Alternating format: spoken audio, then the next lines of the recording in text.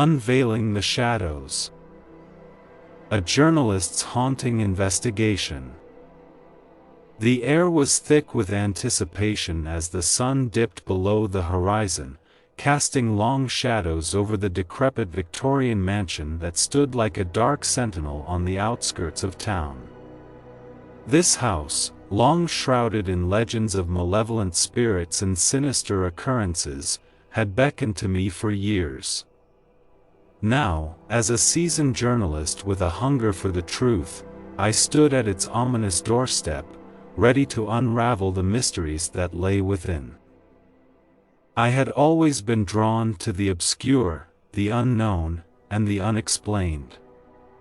It was a drive that had led me down countless paths in my career, but nothing had ever captivated my attention quite like this haunted house. The stories that had circulated about the mansion were the stuff of nightmares, whispered tales around campfires and spun into ghost stories to terrify children. But I was not a child, and I refused to be frightened away by mere rumors. Armed with my camera, notepad, and an unyielding determination, I pushed open the creaking, heavy front door and entered the darkness that lay beyond. The flickering flame. The moment I stepped into the mansion, a shiver ran down my spine. The air was cold and musty, and the dim light filtering through cracked windows did little to dispel the sense of foreboding that hung in the air. I turned on my flashlight and surveyed my surroundings, my heart racing. The first room I entered was a dilapidated living area, adorned with faded, peeling wallpaper and crumbling furniture. Cobwebs dangled from the ceiling like grotesque chandeliers, and dust, covered relics of a bygone era filled every corner. I couldn't help but wonder about the family that had once called this place home. What had led to its downfall? As I snapped pictures of the eerie room, I suddenly heard a faint, ghostly whisper. It seemed to beckon me deeper into the house, to confront whatever lay hidden in the shadows. The rational part of my mind screamed at me to leave, to get out while I still could, but my journalistic curiosity drove me forward. I followed the spectral voice through the winding hallways and up a grand, decaying staircase. At the top, I found a narrow corridor that led to a room bathed in an eerie blue light. The source of the light was a flickering oil lamp sitting on a dusty table. It was the only source of illumination in the room. The walls of this chamber were adorned with faded, age-worn paintings, each depicting a member of the house's former residents. They stared down at me with hollow eyes, their visages conveying a mixture of sadness and despair. I couldn't shake the feeling that they were trying to communicate something, to tell me their story. I approached the paintings, my breath visible in the cold air. As I examined them, I noticed that each one bore a name and a date of death. The date spanned over a century, suggesting that the mansion had been plagued by tragedy for generations. My heart pounded as I realized that this room held the key to the mystery of the haunted house. These paintings were not merely decorative, they were a chronicle of the mansion's dark history. I vowed to uncover the secrets they held and share them with the world. The Whispering Shadows. Over the course of the next few weeks, I delved deeper into the history of the house and its former inhabitants. The local archives were a treasure trove of information, and I uncovered tales of family feuds, tragic deaths, and unexplained disappearances that had plagued the mansion for generations. It was as if a curse had been cast upon the house, and I was determined to get to the bottom of it. The more I dug, the more I began to experience inexplicable phenomena. Whispering voices echoed through the corridors at night, and objects moved on their own. I heard footsteps in empty rooms and glimpsed fleeting apparitions in my peripheral vision. The house seemed to come alive, its spirits restless and yearning for release. One night, as I sat in the haunted room with the paintings, I felt a cold presence beside me. I turned to find a young girl standing there, her eyes filled with sorrow. She reached out to me, and I could feel her anguish. "Help us," she whispered, her voice barely audible. "We are trapped here, bound by a curse. You are our only hope." The encounter left me shaken but resolute. I was now convinced that the spirits of the mansion were trying to communicate with me, to tell their story and seek redemption. I had become their lifeline, their bridge to the world beyond, and I couldn't turn my back on them. The dark revelations. As my investigation continued, I began to piece together the tragic history of the house. It had been built in the 19th century by a wealthy family, the Van der Lindens, who had been involved in shady dealings and unethical practices. Their greed and ambition had led to the suffering of many, and the mansion had become a symbol of their malevolence. Generations of the Van der Linden family had met gruesome ends within the mansion's walls. There were tales of suicides, murders, and inexplicable accidents.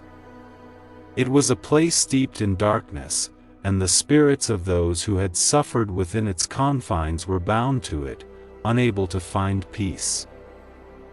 I was determined to break the curse and free the souls trapped within the haunted house. I consulted with experts in the paranormal and gathered a team of investigators to help me in my quest. We held seances, conducted EVP sessions, and used specialized equipment to communicate with the spirits. As we delved deeper into the paranormal, the activity within the house escalated. Shadows moved with purpose, and voices grew louder. The spirits seemed to be growing more desperate, and their torment was palpable. One night, as we conducted a séance in the haunted room, the atmosphere grew heavy with anticipation. The spirits made their presence known, and a chilling wind swept through the room. The young girl I had encountered before appeared, her eyes pleading. "You must find the cursed object," she urged. "It's the source of our suffering. Destroy it, and we can finally be free." The final confrontation. Armed with this new information, my team and I embarked on a relentless search for the cursed object that bound the spirits to the house. The trail led us to the long, abandoned basement, where we discovered a hidden chamber. Within that chamber, we found a twisted, malevolent artifact, a cursed amulet that radiated dark energy. It was the source of the curse that had plagued the mansion for generations. As we attempted to remove the amulet, the spirits grew restless, and the house itself seemed to resist our efforts. In a harrowing confrontation, we battled the malevolent forces that sought to protect the cursed object. It was a battle of wills, a struggle between light and darkness. With every ounce of determination and strength, we managed to wrench the amulet free from its place of power. As the amulet shattered, a blinding light filled the room, and a wave of energy surged through the house. The spirits cried out in anguish and then fell silent. It was over. The redemption. In the days that followed, the mansion seemed to transform. The once ominous atmosphere lifted, and the house no longer felt haunted. The spirits that had been trapped for so long were finally at peace. The story of the haunted house, its dark history, and the ultimate redemption of its tortured spirits became a sensation. It was a testament to the power of perseverance, the strength of the human spirit, and the capacity for redemption. I had gone from being a mere journalist seeking a story to becoming a conduit for lost souls, and in doing so, I had uncovered a profound truth. The haunted house had been a metaphor for the human capacity to confront and overcome the darkness that resides within us all. As I left the mansion for the final time, I couldn't help but feel a sense of satisfaction and closure. I had faced my own fears and doubts, and I had emerged from the shadows with a story that would inspire others to confront their own haunted pasts and seek redemption. Thank you so much for watching this video till the end.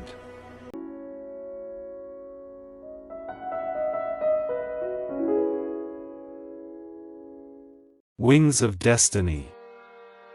The departure lounge at Newark International Airport was buzzing with a cacophony of voices, the symphony of anticipation and anxiety that always accompanied the moments before a flight. Passengers checked their boarding passes, peered at departure screens, and muttered to themselves about the delays. Among the crowd was Elizabeth, a 30-year-old marketing executive with a love for adventure and a fear of stagnation. Elizabeth had always been a planner. Every detail of her life was carefully mapped out, from her career goals to her 5-year plan for settling down. She prided herself on her ability to control her destiny. However, on this particular day, the universe had other plans for her. The announcement of a 2-hour delay sent groans and sighs rippling through the terminal. Elizabeth's frustration mirrored that of her fellow travelers, but she was determined not to let the situation dampen her spirits. She took a deep breath, adjusted her carry-on bag, and found a seat by a large window overlooking the tarmac. As she gazed out at the grounded planes, her mind began to wander. She thought about all the adventures she'd yet to experience and how this delay was getting in the way of her carefully planned schedule. Frustration gnawed at her, threatening to consume her positive outlook. In the row of seats across from her sat Henry, an older gentleman with a salt and pepper beard, reading a thick novel. He exuded an air of calm and acceptance, as if he'd seen delays like this 100 times before. Henry, a retired college professor, had a way of finding the silver lining in even the most frustrating situations. Elizabeth's annoyance grew as she watched Henry sip his tea, seemingly unbothered by the delay. She couldn't understand how someone could be so content while her well-ordered life was unraveling. After some time had passed, and Elizabeth's frustration was beginning to boil over, Henry glanced up from his book and met her gaze. His eyes held a warm, empathetic quality that seemed to pierce through her frustration. In that moment, she realized he had seen something in her expression that she had been trying to hide. "Is this your first time dealing with a flight delay?" he asked, his voice kind and soothing. Elizabeth hesitated for a moment, unsure whether to engage with this stranger. But something about the way he had looked at her, the way he had seen her inner turmoil, made her feel compelled to respond. "No, it's not my first delay," she admitted with a hint of exasperation. But it's always so frustrating. I have a tight schedule waiting for me at my destination, and this delay is messing everything up." Henry nodded, understanding the source of her frustration. "I know how it feels to have your plans disrupted. But sometimes, these unexpected delays can lead to remarkable experiences. It's all about how you choose to see it." Elizabeth raised an eyebrow. "Remarkable experiences at an airport? I find that hard to believe." Henry smiled, revealing a wisdom that seemed to come from a lifetime of experiences. "You'd be surprised. I've had some of the most memorable conversations with strangers during flight delays. It's like the universe's way of saying, slow down, take a breath, and connect with someone new."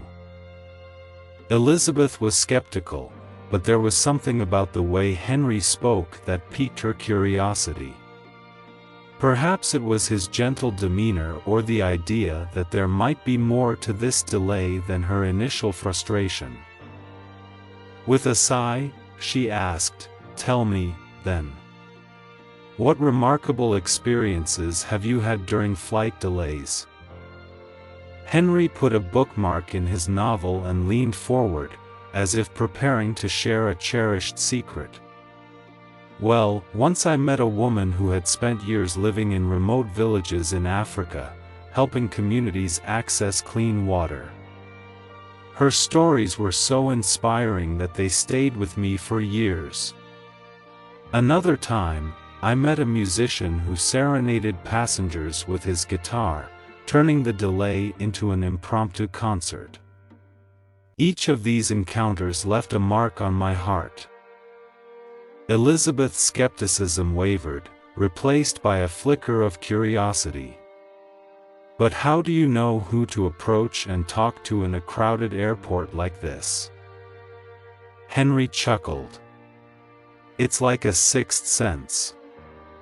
You just look for someone who seems to be in need of a friendly conversation, someone who might be going through the same frustration as you. You'd be amazed at the connections you can make." As Elizabeth contemplated Henry's words, she realized that maybe there was more to this delay than she had originally thought. She looked around the terminal, scanning the faces of her fellow passengers. Some were engrossed in their devices, while others stared impatiently at the departure screen. And then there was Henry, sitting across from her, an unexpected source of wisdom in the midst of chaos. Feeling a shift in her perspective, Elizabeth decided to embrace the delay rather than fight it.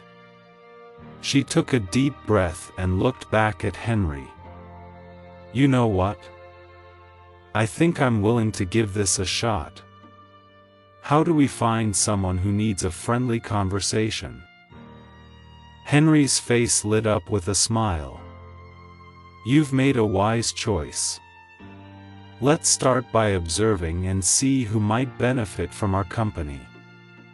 It's like an unspoken language that you'll learn over time."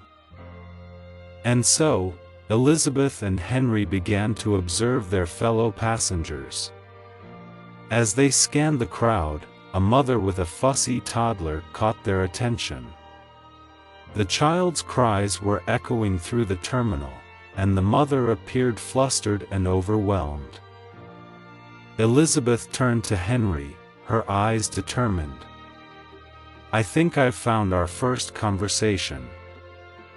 Henry nodded, and they both rose from their seats and approached the distressed mother. Elizabeth offered a warm smile and said, "Hi there. It looks like your little one is having a tough time. Can we help in any way?" The mother, surprised by the kindness of the strangers, managed a grateful smile. "Thank you. It's been a long day, and this delay is not making it any easier." Henry knelt down and began talking to the child in soothing tones, distracting the toddler with a few magic tricks he had learned over the years. Elizabeth engaged the mother in conversation, sharing stories of her own travels and experiences. As the minutes passed, the child's cries transformed into giggles, and the mother's tension seemed to melt away. The delay that had initially felt like a burden now became an opportunity for Elizabeth and Henry to make a difference in someone's day. They chatted with the mother, offering her support and empathy, and shared travel tips and stories.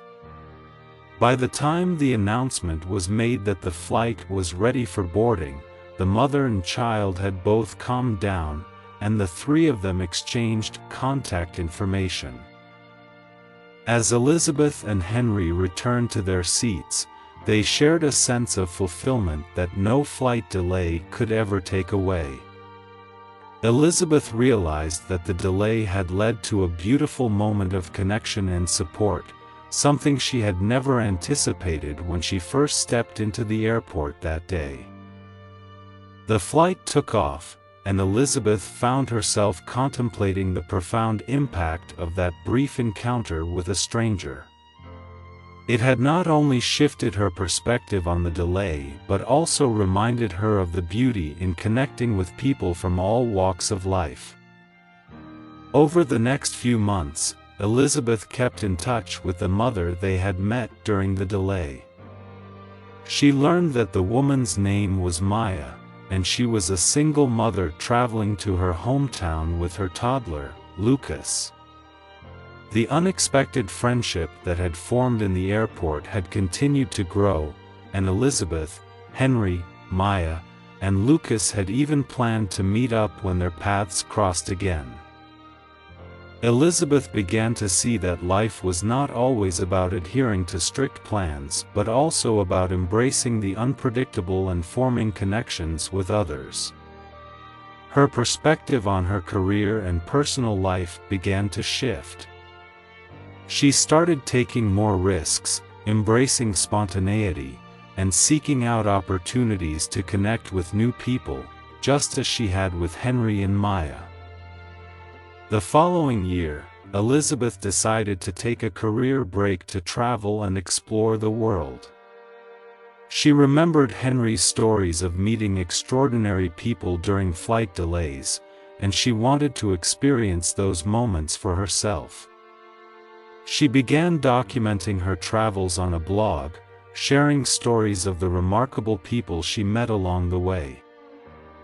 One day, while Elizabeth was in the bustling streets of Bangkok, she received an email from Henry. He had come across her blog and was delighted to see how she had embraced the spirit of adventure. He mentioned that he would be visiting Southeast Asia with his wife, and they would love to meet up with Elizabeth during their trip. Their reunion was filled with joy and laughter as they explored the ancient temples of Angkor Wat together. Henry's wisdom and Elizabeth's newfound adventurous spirit had led them to this incredible moment.